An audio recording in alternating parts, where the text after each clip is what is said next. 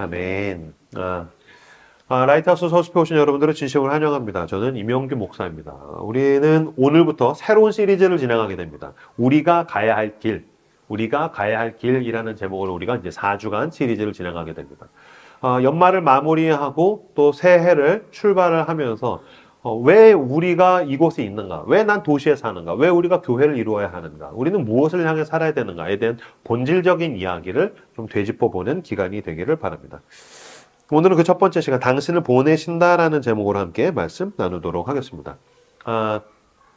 몇 년 전이었었어요. 크리스마스 요 시즌이었었는데, 저랑 아내랑 아이들이랑 같이 이제 쇼핑몰에 이제 갔었어요. 큰 쇼핑몰이었는데, 에스컬레이터를 타고 온 가족이 이제 내려가고 있는데 1층의 광장에서 여성들로 구성된 관현악단, 산타 옷을 다 예쁘게 입은 여성들로 구성된 이 밴드가 이제 막 그 캐롤을 연주를 하는 거예요. 막 기쁘다고 주오셨네요. 그래서 그 앞에 무대 앞에 이제 사람들이 엄청 많이 모여 있었어요.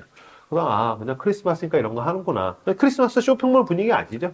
어떤 면에서 가장 크리스마스적인 이미지가 거기에 있죠.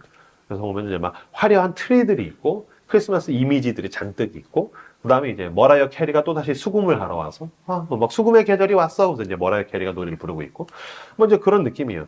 근데 이제 앞에서 밴드가 막 하고 있어서 그런가 보다 했는데 연주가 딱 끝났더니 한 명이 이제 여성 사회자가 이렇게 산타 옷을 입은 사회자가 나와서 질문을 하는 거예요. 여기 군중들한테. 첫 번째 질문. 여러분 기쁘시죠? 그랬어요. 여러분 기쁘시죠? 그때 사람들이 네라고 그랬어요. 그런가 보다. 그때까지는 관심 별로 없었어요. 근데 두 번째 질문이 제 귀를 솔깃하게 만들었어요. 여러분 기쁘시죠? 네. 왜 기쁘세요? 라고 물었어요. 왜 기쁘세요? 순간 제가 이렇게 아무 생각 없이 얘기했다가 전 목사니까. 그러게 왜 기쁠까? 비그리스도인들이 대부분일 텐데 크리스마스 때 기쁘지? 왜 기쁠까? 궁금했어요. 왜 기쁘세요? 그랬더니 한 명의 손을 번쩍 들더니 선물 주니까요 그러는 거예요. 그때 다 같이 선물 막 그런 거예요. 크리스마스는 기쁘시죠? 크리스마스 하면 뭐가 생각나시나요? 선물 그러는 거예요. 그게 너무 쇼킹했어요. 기쁘구나. 왜? 선물을 주니까. 그렇구나. 기쁜 날이야. 왜? 선물을 주니까. 왜 선물을 줘? 기쁜 날이니까. 왜 기뻐? 선물을 주니까. 왜 선물을 줘? 기쁜 날이니까. 그냥 이렇게 뱅뱅뱅뱅 도는 거구나. 그러니까 이게 본질적으로 어떤 의미가 있는지는 궁금하지 않은 거예요. 크리스마스 기뻐. 왜? 선물을 주니까. 왜 선물을 줘? 기쁜 날이니까. 이렇게 순환을 한다고? 와, 그렇구나. 그럼 여러분, 8월 11일도 서로 선물 주면서 기뻐하세요. 무슨 날인데요? 임영규 생일이에요. 임영규 생일이야. 상관없는 거잖아. 이게 누구 생일이냐 뭐냐 아무 상관없는 거잖아. 그냥 기뻐하면 되잖아. 선물 주고 기뻐하고 기뻐하니까 선물 주고 그럼 되는 거잖아요. 그런 거구나. 여러분 본질적인 의미를 소외하고 껍데기만 있는 피상적인 즐거움을 탐닉할수록 더 공허해집니다. 예를 들어 볼까요? 여름에 하루 종일 너무 더웠어요. 집에 엄마가 수박 사놨어 전화가 왔어요. 그때부터 수박이 떠올라요. 이제 와 집에 가서 수박 먹어야지. 그 초록색에 검은색 선이 있고 쪼개면 빨간색 수박. 와 게다가 냉장고에 막 완전 시원한 수박. 와 진짜 좋겠다. 그 냉장고를 딱 열었더니 진짜 수박이 보여요. 오케이 샤워하고 와서 수박 먹어야지. 샤워하고서 수박을 딱 테이블에 놓고서 칼로 쪽 쪼갰더니 속에 텅텅 비어있어. 껍데기만 있어. 그럼 어떻게 했어요? 공허하겠죠. 이게 뭐야? 나는 분명히 그 껍데기를 향해서 와 수박 맛있겠다 했는데 쪼갰더니 아무것도 없어요. 소갈맹이가 없으면 그때부터 허탈하겠죠. 공허하겠죠. 딱 사람들이 크리스마스를 대하는 태도가 이래요. 크리스마스 이미지, 캐롤, 머라이어 캐리, 기쁘시죠? 선물, 와우! 쪼갰더니 아무것도 없어요. 그래서 크리스마스가 지나고 나면 다 공허한 거예요. 정작 25일이 크리스마스인데 24일날 밤새 놀고 나면 크리스마스 날은 왠지 나만 크리스마스를 잘 못 누린 것 같은데 왠지 난 크리스마스에서 소외된 것 같은데 왠지 나만 크리스마스를 제대로 못 즐기는 것 같은데 아니요. 그건 당신이 쇼핑을 덜 했거나 당신이 데이트를 못 했거나 당신이 솔로이거나 당신이 뭔가 부족한 게 아니라 당신이 크리스마스의 본질적인 의미를 외면했기 때문에 그런 거예요. 크리스마스의 본질적인 의미는 뭐죠? 예수님이 이 땅에 오신 거예요. 이제 흔히 얘기하면 이제 예수님 생일, 이거는 이제 아동부 버전. 예수님 생일. 여러분 아시죠? 12월 25일 날 예수님이 태어나신 건 아닙니다. 여기저기서, 진짜? 이거 요새 신천지랑 하나님의 교회 이단 애들이 하도 얘기해서 많이들 안 하시는데, 원래 12월 25일은 로마의 가장 큰 축제일인, 로마가 가장 즐거워하는 날은 언제냐면은 로마의 태양신 숭배일, 아폴로의 생일이에요. 아폴로의 탄신일. 진짜요? 어느 그 하나님의 교회가 이제 25일은 원래 아폴로 숭배일이야, 태양신 숭배일이야, 막 그 얘기 듣고 와서 저한테 어떤 청년이 예전에, 목사님 거짓말이죠? 아니죠, 신천지가 거짓말한 거죠? 맞아요. 그날 원래 아폴로의 탄신일이에요. 그랬더니 와, 충격! 아폴로, 세상에 아폴로는 그 슈퍼에서 빨대 쪽쪽 빨아먹은 거 그건 줄 알았더니 세상에 아폴로의 숭배일이었어. 어떻게 막 속았어? 아니요. 여러분, 원래 예수님 생일 학자들이 뭐 3월에서 5월 정도 생각합니다. 세상에 마곡간에 말구유로 왔는데 예수님이 생일이 몇 월 며칠인지 어떻게 알겠어요? 예수님은 완전히 빈곤층으로 오셨다고요. 그러니까 생일 날짜 몰라요. 근데 왜 크리스마스가 된 겁니까? 원래 로마의 가장 기쁜 날은 12월 25일이에요. 아폴로 숭배일. 그런데 로마에 그리스도인들이 가득해지고 복음으로 인해서 로마가 뒤집어지고 나니까 더 이상 그 전에 즐기던 즐거움이 기쁘지 않은 거죠. 그러니까 자연스럽게 아폴로 꺼져. 뭐가 제일 기쁜 거예요? 아폴로에 대한 기쁨이 예수 그리스도의 기쁨으로 전환된 거예요. 전 이게 더 복음적이라고 생각해요. 복음은 기쁨의 내용을 바꾸는 것입니다. 그전엔 세상이 기뻤죠. 그전엔 소유가 기뻤죠. 그전엔 그냥 내가 살아가는 삶이 기뻤는데 이제는 하나님이 기쁘고 하나님 안에 있는 그 기쁨의 내용들이 기쁘고 하나님으로 인해서 기쁘고 그렇게 기쁨의 내용이 바뀌는 것, 그것이 바로 크리스마스의 진정한 의미라는 것입니다. 두 번째 크리스마스의 의미는 무엇입니까? 그것은 하나님의 아들이 이 땅으로 오신 것을 기뻐하는 것입니다. 뭐 교회는 뭐 뻔하지, 뭐 예수님이 오신 것을 기뻐하지. 아니요. 잘 생각해 보세요. 조금만 더 생각해 보세요. 하나님께서 인간으로 오셨어요. 하나님이 그 아들을 세상으로 보내셨어요. 왜 오셨어요? 하나님이 사랑을 사랑하셔서 직접 오셨어요. 예수 그리스도, 그 하나님께서 사람을 어떻게 사랑하셨냐면 사람으로 오실 만큼 사랑하셨어요. 이건 진짜 놀라운 거예요. 왜냐면 예를 들어 드리죠. 보세요. 여기도 여러분 가운데 이제 개를 키우시는 분들이 계실 거예요. 개 키우시는 분들. 반려견. 요새는 반려견 키우면 거의 가족이에요. 그죠? 그래서 예전에는 개 키우면은 진짜 개 이름을 개 이름 같은 걸 지었어. 메리, 쫑쫑이, 해피. 이런 거였다고. 요새는 개를 사랑하다가 보니까 개를 인격화해요. 그래서 개 이름을 사람 이름 같이 지어요. 그래서 어느 성도분들 이렇게 막 어른분들 이렇게 집사님이나 나가서 이렇게 사람들 대하다 보면 아유 목사님 제가 빨리 집에 가야 돼요. 왜요? 그래서 아유 우리 박성수를 밥 줘야 되거든요. 우리 성수 밥 줘야 돼요. 그래서 아들이 있으신가 보다. 딸이 있으신가 보다. 개야. 근데 개한테 사람 이름을 지은 거야. 그런 식인 거예요. 그러니까 개를 너무너무 사랑하니까 개를 승격해서 인격화하는 거예요. 그래서 사람보다 더 맛있는 걸 음식을 주죠. 인간은 싸구려 고기 먹고 개는 무공해 고기 이런 거 주고, 그죠? 옷도 막 입히고 신발도 신기고 봐. 지난번에 어디 가다가 보니까 개가 등에 보니까 개 옷인데 개가 버버리를 입고 있어요. 그래서 세상에 인간도 못 입는 걸 개분께서 입고 계신 거예요. 개를 승격시키니까 인격화하는 거예요. 오케이, 개를 사랑하니까요. 거기까지 이해해요. 그런데 어떤 사람이 개를 너무너무 사랑해요. 그래서 그 사람한테 개를 너무 사랑하시네요. 예, 맞아요. 나 개 없으면 못 살아요. 개는 나한테 가족이 너무너무 소중해요. 그래서 제가 그 사람한테 개를 사랑하다 보니까 거의 그냥 개네 그냥. 넌 개야. 아주 그냥 개처럼 됐네. 개 같네. 이러면 누가 좋아하시겠어요? 여기 반려견 키우시는 분들, 야, 개를 사랑하되 아주 개가 됐네. 그냥 개야, 넌 개다. 뭐야, 확 물어버릴까 보다. 불쾌하겠죠? 아무리 개를 사랑해도 나를 개격으로 나를 취급하면은 불쾌하겠죠. 내가 인간인데 개격으로 떨어지는 거는 불쾌하겠죠. 근데 보세요. 개와 인간. 그래도 이거는 피조물과 피조물이잖아요. 인간과 하나님. 창조주가 인간이 되셨어요. 왜 그렇게 하셨어요? 사랑하셔서 그곳까지 낮아지셨어요. 너무너무 사랑하셔서 이렇게 해라 저렇게 해라 하신 것이 아니라 하나님이 인간을 너무너무 사랑하셔서 사람이 되신 것, 그 사랑을 놀라워하는 날이 바로 크리스마스. 이 절기라는 것입니다. 이걸 잘 표현하는 이야기 중에 그 철학자 키에르케고르가 쓴 철학 단편집에 이런 이야기가 있어요. 어느 왕이 이렇게 길을 돌아다니다가 이렇게 마차를 타고서 순행을 다니다가 행차를 하다가 한 여인을 보고서 첫눈에 반한 거예요. 꽃집 여인. 딱 보고서 뿅 반했어요. 그리고서 그 왕궁에 돌아가서 그 사랑의 열병에 걸립니다. 상사병이라고 하죠. 보고 싶고, 가까이 하고 싶고, 손잡고 싶고, 사랑하고 싶고, 이야기 나누고 싶고, 더 알고 싶고. 그래서 왕이 그 가난한 동네에 그 꽃집 여인을 보고서 사랑에 빠져가지고서 막 상사병에 걸려 있어요. 하루 이틀 가니까 그 왕의 주변에 있는 그 부하들이, 신하들이 눈치챘겠죠. 폐하, 무슨 일 있으시죠? 아니야, 괜찮아. 그러다 이제 뭐 칠칠건들, 뭐 영의정, 좌의정, 뭐 이런 애들이, 폐하, 무슨 일 있으시잖아요. 그래서 얘기했다는 거예요. 내가 사실 그때 마차 타고서 행차를 가다가 그 꽃집 여인을 보고서 사랑에 빠졌어. 어떡해. 그래서 내가 너무 지금 마음도 아프고 몸도 아파. 그랬더니 폐하 말씀만 하시죠. 당장 오늘 밤에 폐하의 침실에다가 들여드리겠습니다. 그다음에 이제 제가 좀 MSG를 치면 뭐 줄일 틀어버리겠습니다. 그냥 막 그냥 당장 데리고 오겠습니다. 말씀만 하시죠. 누굽니까? 뭐 그런 식으로 했다는 거예요. 그랬더니 왕이 아니야. 그래서 이렇게 얘기했던 거야. 난 그녀를 굴복시키고 싶은 게 아니야. 사랑하는 거야. 난 그녀를 굴복시키고 싶은 게 아니야. 사랑하는 거야. 이 새끼가 사랑을 안 해봤네. 무슨 얘기예요? 왕이 가지고 있는 힘, 권력, 돈, 능력 이런 것으로 그 사람을 좌지우지하고 싶은 게 아니라 난 그 사람을 정말 사랑하는 거야.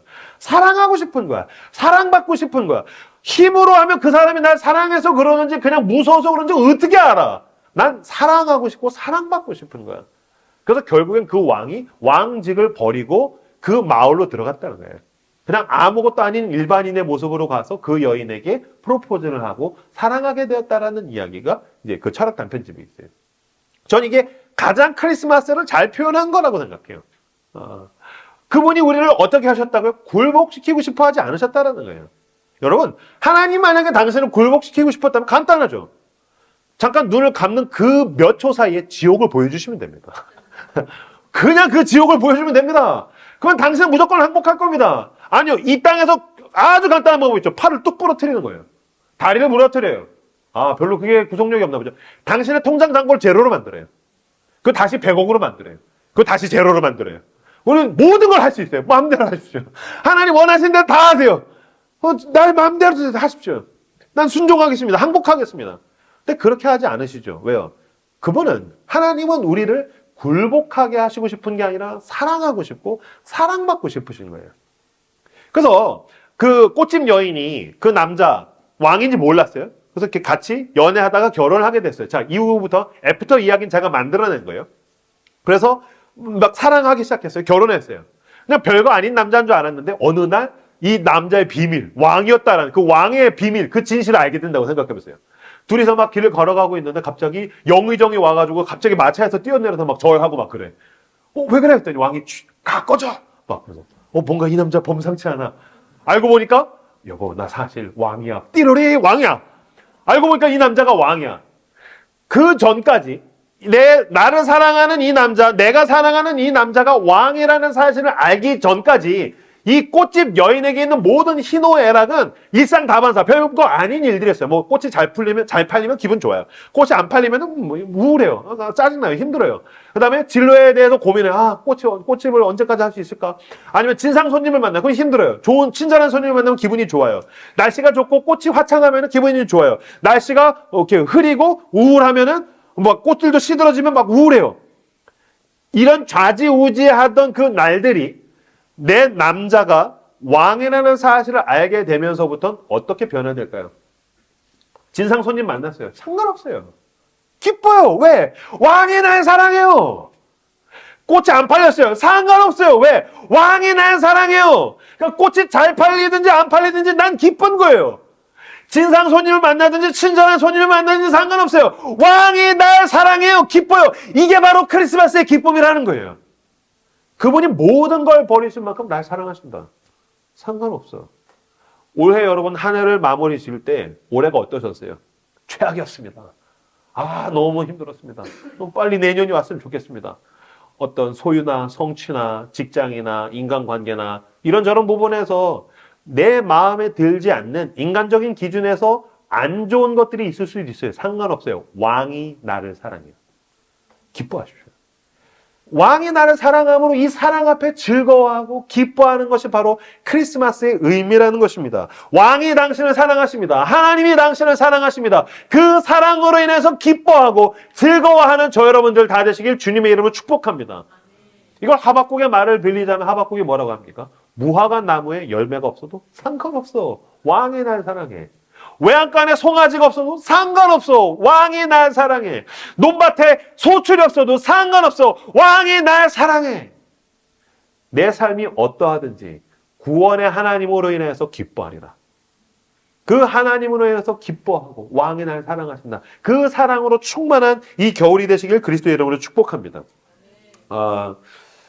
하나님께서 우리를 사랑하십니다. 그래서 인간으로 오셨습니다. 그래서 오늘 본문에서 뭐라고 하냐면 큰 기쁨의 소식이 왔다. 전하라 라고 이야기하십니다. 아까 읽었던 2장 9절과 10절 말씀 같이 읽도록 하겠습니다. 2장 9절 10절 같이 한 목소리로 읽겠습니다. 시작.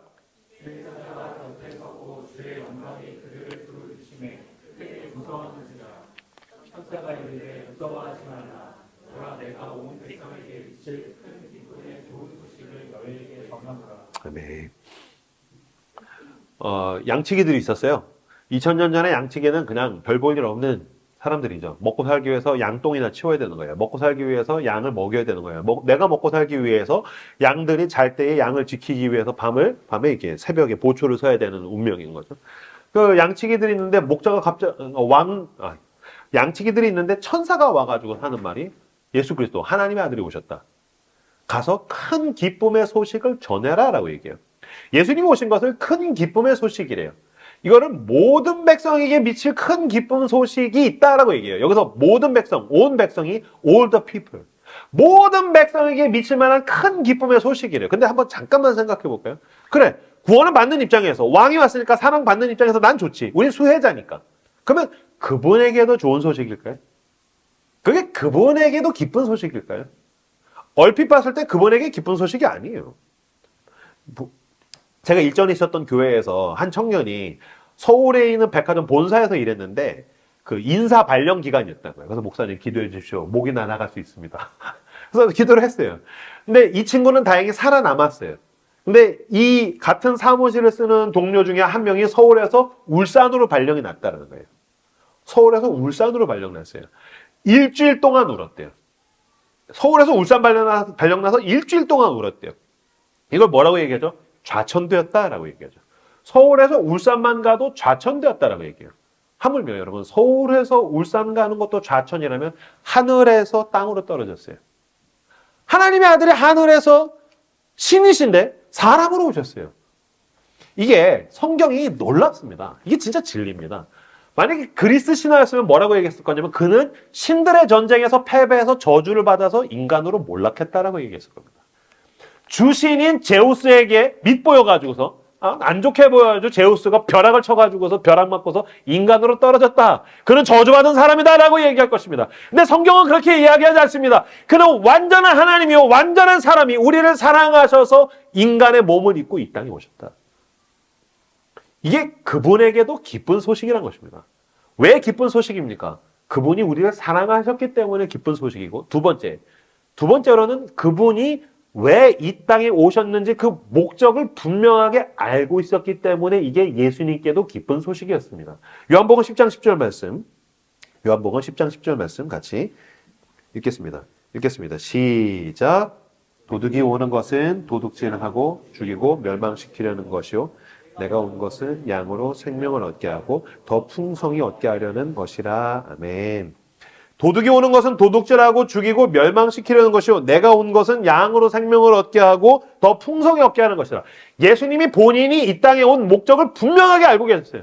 난 나 자신을 위해 온 게 아니야. 양으로, 사람들로, 죄인들로, 약한 사람들, 병든 사람들, 귀신 들린 사람들, 구원이 필요한 사람들에게 생명을 구원해주고 더 풍성히 얻게 해주기 위해서 왔어. 그 목적을 알고 계셨기 때문에 그분에게도 기쁜 소식이었다는 거예요. 저 같았으면 이렇게 오지 않았을 거예요. 나 같았으면 미국 대통령으로 왔을 거예요. 나 같았으면 한국에 왔어요. 그럼 삼성 회장으로 왔을 거예요. 나 같았으면 한국인으로 와야 돼. 난 BTS로 왔을 거예요. 요새 저랑 제 아내가 전국에게 입덕했습니다. Standing next to you. 너무 좋아가지고 입덕했어요. 나 같았으면 전국으로 왔을 거예요. 하나님 왜 난 이명규입니까? 근데 여러분 그 목적을 보지 못하고 나를 보내신 하나님의 목적을 깨닫지 못하고 목적을 놓치게 되면 맹목적으로 나에게 주어진 사소하고 가벼운 것들에 의해서 휘둘리게 됩니다. 꽃이 많이 팔렸냐 안 팔렸냐, 날씨가 좋으냐 안 좋으냐, 진상을 만났냐 초신절한 손님을 만났냐에 의해서 내 삶이 휘둘리게 됩니다. 그러나 내가 이 땅에 보내신 그 목적을 분명하게 붙들면 내가 그 작고 사소하고 가벼운 것들에 대해서 흔들리지 않게 됩니다. 예수 그리스도를 쫓아간 그의 제자들도 그랬습니다. 빌립보서 4장 11절 12절 말씀을 같이 보겠습니다. 빌립보서 4장 11절 12절 말씀 같이 한 목소리로 읽겠습니다. 시작.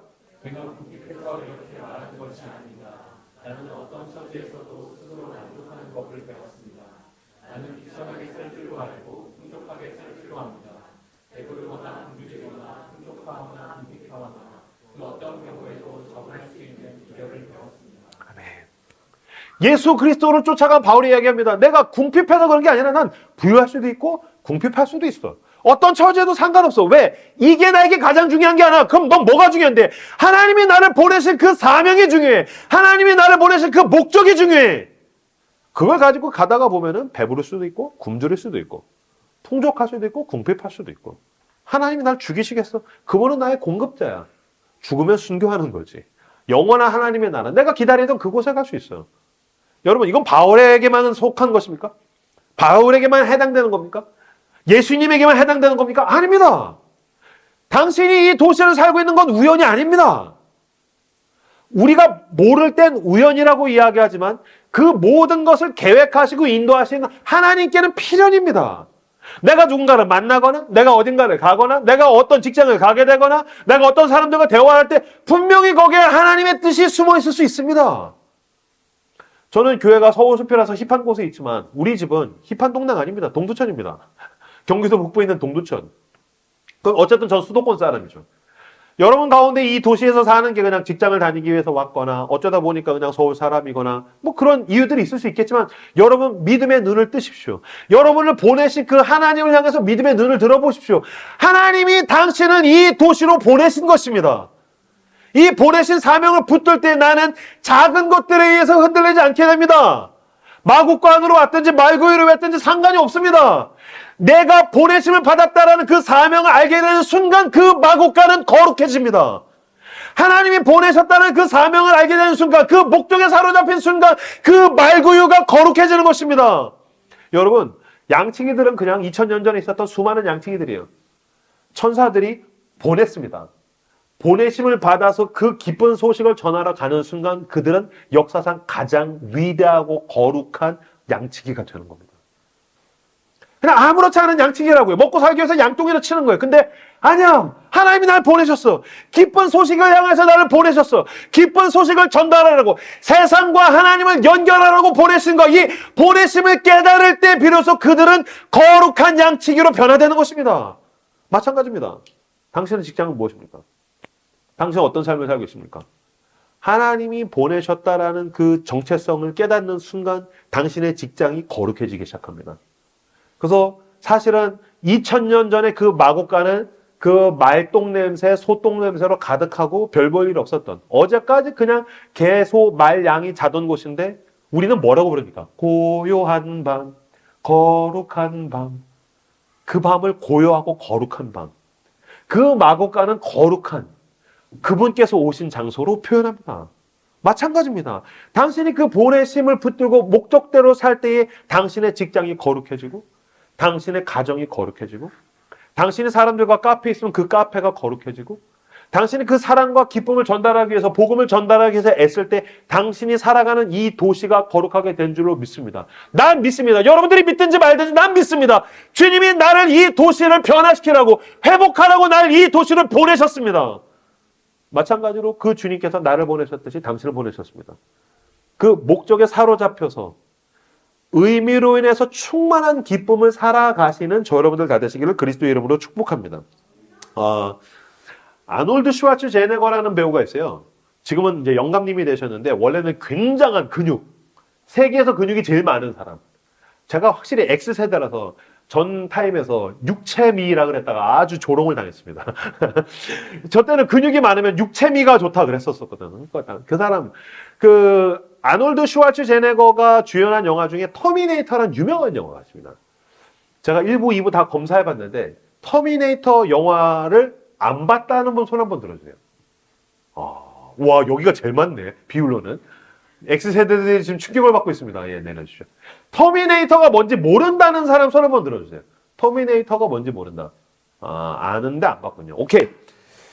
설명을 제가 해드리겠습니다. 터미네이터를 제가 설명해드리겠습니다. 터미네이터는 영화인데 어떤 거냐면 이제 디스토피아 영화예요. 인간이 기계를 만들었잖아요. 이제 기계가 AI로 가면서 A가 인공지능이 생겨가지고 얘네가 반란을 일으켜서 지구를 점령합니다. 그래서 인간을 노예화하고 인간들을 죽이고 학살해가지고서 인간들이 반군으로서 조금 남아있고 기계들의 세상이에요. 근데 이 반군, 인간들의 지도자 이름이 존 코너예요. 이 기계들이 반군들이 끊임없이 도전을 하니까 안 되겠다. 과거로 돌아가서 존 코너를 죽여버리자라는 계획을 해요. 그래가지고서 타임머신을 타고서 과거로 이렇게 이제 살인을 할 수 있는 기계를 보내는 거예요.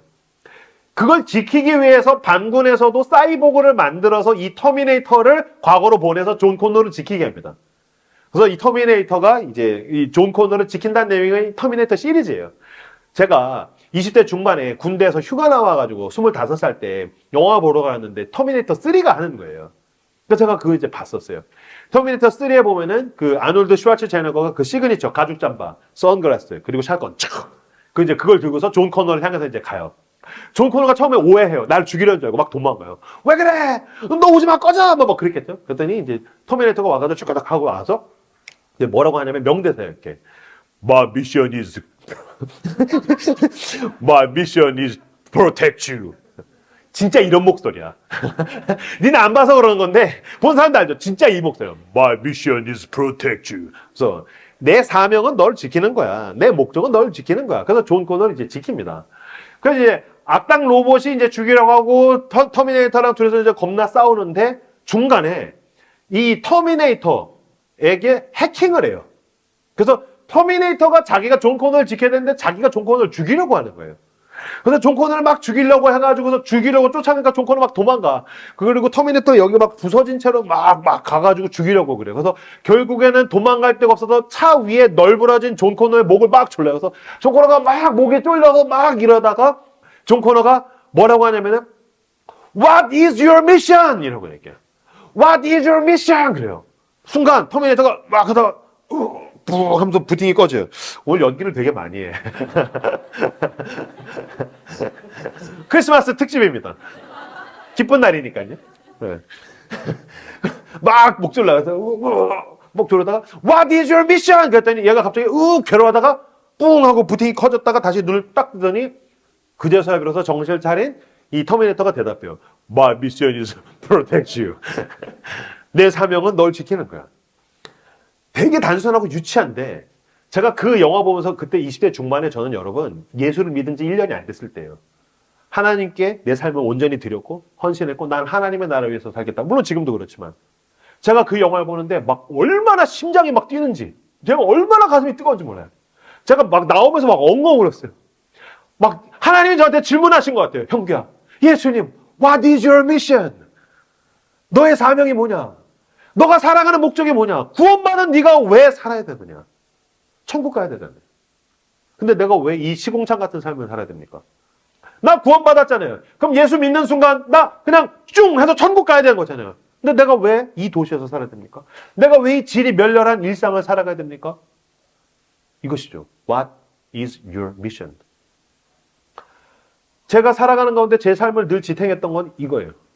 내 삶의 소명, 사명. 형규야, what is your mission? 군대를 제대하고 대학을 졸업하고 선교단체에 들어가서 28살 때, 20대 후반 때 막 뒤늦게 막 조끼 입고 노란색 주차 조끼에 막 주차봉 들고서 막 열심히 막 사람들 다 무시하고 막 나를 뭐 아래로 보고 상관없어요. 그때 나를 붙들어줬던 거 What is your mission? 사람들이 인정해주냐 아니냐 상관없어요. 하나님께서 나에게 물으시는 거예요. What is your mission? Yeah, my mission is here. 그리고 제가 30대 초반에 신대원 떨어지고 막 청소년 사역하겠다고 해가지고서 제가 알바해가지고 돈 번 걸로 청소년들 밥 먹이고 전도하고 집 나간 애들 잡아오느라고 연애를 7년씩 못하고 솔로로 지내고 내 친구들이 너 새끼 서울에서 대학 졸업하더니 너 뭐 하는 짓이냐 상관없어요. 그때 날 붙들어줬던 건 What is your mission? 내 친구들은 나보다 더 좋은데 취직해서 월급을 많이 받고 연애하고 놀고 상관없어요. What is your mission? 하나님 원하시는 일이 이거야. 상관없어요. 30대 후반에 큰 고통이 나를 덮쳐서 내 삶이 산산조각 났어요. 그때도 나를 붙들어줬던 건 형규야, what is your mission? 교회를 개척했는데 코로나가 터졌어요. 월급도 못 받고 40대 중반인데 내 인생을 이제 어떻게 하는 거지? 아, 나도 저 사람들처럼 좋은 교회, 큰 교회, 어떻게 하지? 그때 날 붙들어줬던 건 what is your mission? 주님의 사명에 나를 붙듭니다. 불행하지 않았어요. 난 늘 기뻤어요. 내 삶은 그 숭고한 의미로 늘 충만했었어요. 난 누가 나를 비교하지 않았어요. 가난할 수도 있고 부유할 수도 있고 인정을 받을 수도 있고 인정받지 못할 수도 있고 상관없는 거예요. 내가 보내심을 붙들었을 때 내 마곡간이 거룩해지기 시작했어요. 내 보내심을 붙들었을 때 나는 거룩한 양치기가 되었어요. 마찬가지로 하나님께서 당신을 보내십니다. 그 보내심을 붙드십시오. 당신의 일상이 거룩하고 숭고하게 될 줄로 믿습니다. 대림절. 크리스마스가 있으면 그 앞에 4주간을 대림절이라고 이야기합니다. 그래서 기독교에서 굉장히 중요한 절기예요. 이 대림절을 영어로 어드벤트라고 하는데 이게 무슨 뜻이냐면은 기다림이라는 뜻이에요. 그래서 여러분 그리스도인에게 12월은 기다림의 기간입니다. 기다림을 묵상하는 기간입니다. 기다림의 의미에 대해서 되새기는 기간입니다. 아니 뭐 기다림이 뭡니까? 사실 여러분들은 일상적인 대림절을 다 충분히 즐기고 있습니다. 여러분들 일상 가운데서 충분히 그 일상적인 대림절을 누리고 있어요. 제가요? 그럼요. 여러분은 택배를 기다립니다. 문자가 그때부터 설레기 시작해요. 택배가 온다. 난 언박싱 할 수 있어. 뜯으면서 기뻐하는 거죠. 그게 대림절입니다. 당신은 월급날을 기다립니다. 그래서 카드값으로 폭탄을 맞았지만 나에게 소망이 있으면 월급날이 오기 때문이죠. 당신은 지금 그게 대림절인 거예요. 기다리는 거예요. 기다림의 소망. 괜찮아. 나에게 소망이 있어. 당신은 무언가를 기다리는 거예요. 솔로들은 연애할 그날을 기다리겠죠. 연애하는 사람들은 결혼할 그날을 기다리겠죠. 우리 교회는 임산부들이 굉장히 많은데 아이가 태어난 그날을 기쁨으로 소망 가운데 기다리는 거죠. 좋은 영화가 나오기를 기다릴 수도 있고 아니면은 뭐 내년에는 내가 응원하는 팀이 우승하기를 LG 우상 숭배자들이 또 기다릴 수도 있겠죠. 여기 메뉴 팬들 있으신가요? 패배 아이콘 제발 이기기를 기다릴 수도 있겠죠. 아니면 뭐 내년엔 좀 경기가 풀리기를 기다리겠죠. 기다림입니다. 아니면 여름 가운데에서 이제 친구나 가족을 따라서 억지로 교회에 끌려 나온 사람은 빨리 이 설교가 끝나기를 기다리겠죠. 이런 것들이 다 일상적인 대림절입니다. 기다리는 것입니다. 여러분 대림절의 끝에 예수님이 오셨습니다. 무슨 뜻입니까? 우리의 기다림은 허망하지 않습니다. 우린 공허한 것을 기다리지 않습니다. 세상 사람들은 공허한 것을 기다리지만 우린 분명한 것을 기다리는 사람들입니다. 사무엘 베케트라는 사람이 희곡 작가예요. 희곡 작가인데 고도를 기다리며라는 작품을 썼어요. 고도를 기다리며. 연극입니다. 앙상한 나뭇가지 아래에 블라디미르랑 에스트라공이라는 두 사람이 와가지고서 기다려요. 고도라는 사람을 기다려요. 사실 그게 사람인지 뭔지 아무것도 몰라요. 근데 그냥 기다리는 거예요. 왜 기다리냐? 기다린다고. 언제 오냐고? 모른다고. 왜 기다리냐? 모르겠다고. 그냥 기다려요. 기다리면서 서로 대화하고 뭐 울고 웃고 막 장난치고 그러다가 또 지루하면 저쪽에서 고도가 온답니다. 그냥 기다려요. 결국에 고도는 오지 않아요. 누구인지, 왜 기다리는지, 무엇 때문에 기다리는지 설명해 주지 않아요. 사무엘 베케트가 이걸 통해서 이야기하고 싶었던 것은 무언가 기다리지만 왜 기다리는지, 언제 오는지, 무엇 때문에 기다리는지 모르는 현대인들의 실존을 그려놓은 거예요. 그럼 뭔가 기다리죠. 당신들도. 내년 좋아지겠지? 안 와요. 고도는 오지 않아요. 세상은 허황된 것을 기다리지만 대림절, 어드벤트는 우리에게 이야기합니다. 우리는 분명한 것을 기다리는 사람들입니다. 할렐루야 기뻐하십시오. 우리가 기다리던 그분이 먼저 오셨습니다. 2000년 전에 예수님이 오셨을 때 상황은 로마의 식민지였습니다. 로마는 세계 최고의 제국이었습니다. 근데 그 제국이 사람들의 그 기다림의 문제를 해결해 주지 않았어요. 수많은 사람들은 가난했고 병들었고 귀신 들렸고 고통과 어려움 가운데 있었죠. 로마가 해결해 주지 않았어요. 그 사람들의 고통과 아픔과 공허함을 헤롯 왕, 정부 당국이 해결해 주지 않았어요. 돈 많았던 사두개인들이 해결해 주지 않았어요. 종교 지도자, 대제사장들과 바리새인들이 해결해 주지 않았어요. 근데 누가 왔어요? 그토록 기다리지만 누가 올지도 모르는 그 막연한 기다림의 사람들을 향하여서 진정한 구원자이신 예수 그리스도께서 오셨어요. 제가 이번 주에 이거 묵상하다가 혼자 펑펑 울었어요. 요한복음으로 가볼까요? 베데스다 연못에 한 사람이 누워 있어요. 그는 38년 된 병자예요. 그가 무엇을 기다릴까요? 그는 38년간 기다렸어요. 내 삶에 내가 일어나 걸어가는 날이 오기를. 누구도 그 사람에게 도움이 되지 않아요. 그 기다림의 끝에 어드벤트, 예수 그리스도께서 오셨어요. 일어나 병상을 들고 걸어가라. 사마리아 여인은 5번째 남편에게도 또 버림을 받아서 6번째 남자와 동거하고 있지만 공허하고 외롭고 쓸쓸해요. 남자를 기다렸는데 그 남자가 나에게 해답이 되지 못해요. 남자가 채워주지 못해요. 그 기다림의 끝에 예수님께서 이 사마리아 여인, 비천한 여인 하나 때문에 우물가에서 이 여인을 기다리고 계셨어요. 이 물을 마시는 자마다 또다시 목마르려니와 내가 주는 물을 마시는 자는 영원히 목마르지 아니하리니. 그녀가 평생을 기다렸던 그분이 드디어 예수님께서 오신 거예요. 딸이 귀신 들린 엄마를 찾아가요. 얼마나 비참했을까요? 딸이 귀신 들렸으니 가정이 풍비박산이죠. 제가 늘 말씀드리잖아요. 가족 구성원이 한 명이 아프면 가족이 다 아파요. 몸도 아프고 마음도 아파요. 그 엄마가 딸이 귀신 들렸으니 얼마나 힘들었을까요? 그 엄마를 위해서 예수님이 찾아가시는 거죠. 여러분, 예수님은 기다리는 자들의 응답이요, 기다리는 자들의 구원이십니다. 무엇을 기다리십니까? 세상이 채워주지 못합니다. 예수 그리스도만이 기다리는 자들의 응답이요, 기다리는 자들의 구원이십니다. 그분의 손을 붙드십시오. 그분이 당신 향해서 손을 내미십니다. 그분이 당신 안에 거하게 원하십니다. 예수 그리스도를 영접하고 받아들이십시오. 그리고 그 충만한 생명을 가지고서 이제는 기쁜 소식을 세상에 전달하러 나가십시오. 주님이 당신을 보내십니다. 세상과 하나님을 연결하는 저 여러분들 다 되시기를 그리스도의 이름으로 축복합니다. 지난주에 제가 주일날 예고 안 하고 빠진 거 아시죠? 가끔씩 제가 말 안 하는 거 아시죠? 왜냐면 제가 다음 주 안 옵니다. 그러면 아마 엄청 빠질 겁니다. 그래서 제가 이제 언제 빠진지 말씀 안 드리고 라이트하우스 인천 갔었습니다. 근데 인천 가는 중에 토요일 날 갔는데 아내랑 같이 쇼핑몰 가서 데이트하고 마트에서 이렇게 장을 보고 있는데 막 장을 보고 있는데 누가 제 어깨를 이렇게 탁 잡는 거예요. 누가 게다가 거기 우리 동네도 아니었어요. 누가 어깨를 탁 잡아요. 그래서 순간 또 이렇게 날 알아보는 사람들이 여기도 있는 건가? 이놈의 인기는 내가 어떻게 해야 되지? 딱 잡았길래 이렇게 딱 봤는데 형규 와서 딱 봤는데 세상에 20년 전에 나 군 생활할 때 나보다 1년 고참 형이에요. 물론 그 전에도 종종 연락해서 만났는데 그 형을 거기서 만났어. 정진이 형! 그래서 제가 깜짝 놀라서 형이 여기 왜 있어서 네가 왜 여기 있어? 여기 우리 동네야. 그래서 막 네가 왜 여기서 나와? 그래서 막 깜짝 놀랐어요. 그리고 나서 인사하고서 헤어졌는데 그치.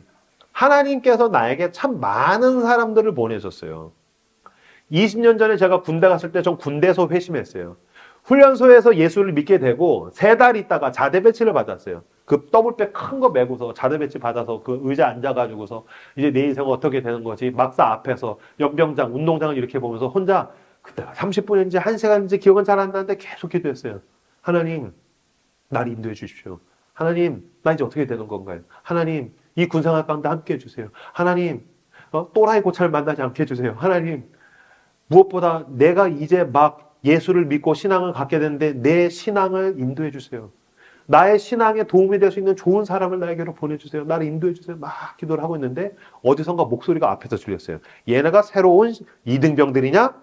그래서 제가 막 거기서 기도하다가 고개를 딱 들었는데 진짜 물론 주관적 경험이겠지. 햇살이 이렇게 탁 내리쬐는데 그 사람의 가슴팍, 나 이렇게 앉아있는데 얘네가 새로운 이등병들이냐? 그래서 햇살이 딱 그 사람의 가슴팍을 딱 비추는데 가슴에 군종이라고 써요. 군종은 군대에서 교회 일하는 병사예요. 군종, 십자가. 딱 봤는데 순간 알았어요. 아, 응답이구나. 그 형이 이 형이에요. 그 형이 저한테 진짜 잘해줬어요. 아, 지금도 생각하면 마음이 참 뜨거워요. 제가 이등병 때, 저는 솔직히 말씀드리면 이등병 때 저는 최악의 이등병이었었어요. 왜냐면 나는 이등병은 말보다는 행동이 많아야 되는데, 아니, 생각보다 행동이 많아야 되는데, 난 생각이 많잖아. 그러니까, 빗자루질을 왜 이렇게 하지? 그러니까 난 최악이지. 그냥 아무 생각 안 하고 움직여야 되는데, 이걸 왜 이렇게 하고 있지? 그러니까 난 최악이지. 나도 인정해. 그 형이 나 진짜 많이 지켜줬어요. 특히 교회 간다고 막 갈굼당할 때 그 형이 나 교회 데리고 가줬었어요. 야, 형규는 데리고 갈 거야. 걔가 막 군생활 못하니까 막 갈굼당하면 지켜주고 보호해주고 인도해주고 막 저는 막 월급 받으면 다 헌금해버리니까 막 그 형이 PX에서 먹을 거 사주고 그 형이 나 진짜 잘해줬어요. 그래서 그날 거기 딸내미 있길래 너네 아빠가 목사님 은인이야. 너네 아빠 없었으면 목사님 진짜 고생했을 거야. 진짜 좋은 아빠야, 형이야. 하면서 그럼 용돈이라도 줬어야 되는데 내가 카드밖에 없어가지고. 뭐냐면 내 신앙생활에 하나님이 보내신 사람들이 있었어요.